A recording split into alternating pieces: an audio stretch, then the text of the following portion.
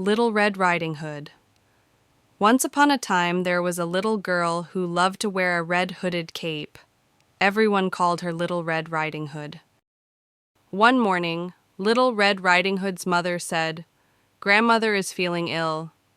Please take this basket of cakes and butter to her house, but remember, stay on the path and do not talk to strangers." Little Red Riding Hood promised to be careful and set off through the forest. Along the way, she met a big, cunning wolf. "Good morning, little girl," said the wolf. "Where are you going?" "To my grandmother's house," she replied innocently. The wolf thought of a clever plan. "Why not pick some flowers for your grandmother?" "She will be delighted," he suggested. Little Red Riding Hood wandered off the path to gather flowers, while the wolf ran straight to her grandmother's house. The wolf knocked on the door and, pretending to be Little Red Riding Hood, tricked the grandmother into letting him in.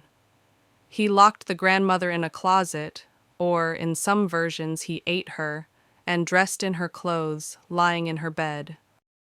Soon after Little Red Riding Hood arrived, she noticed something was strange. "Grandmother, what big eyes you have!" she exclaimed. "All the better to see you with, my dear," the wolf replied. "Grandmother, what big ears you have!" "All the better to hear you with, my dear," said the wolf. "Grandmother, what big hands you have!" "All the better to hug you with, my dear," said the wolf. "Grandmother, what big teeth you have!" "All the better to eat you with," shouted the wolf, and he leapt out of the bed. Little Red Riding Hood screamed, but a hunter who was passing by heard her cries. He rushed in and killed the wolf, saving Little Red Riding Hood and her grandmother. In some versions, the wolf had already swallowed the grandmother, so the hunter cut open the wolf's belly and rescued her safely. Little Red Riding Hood and her grandmother were very grateful.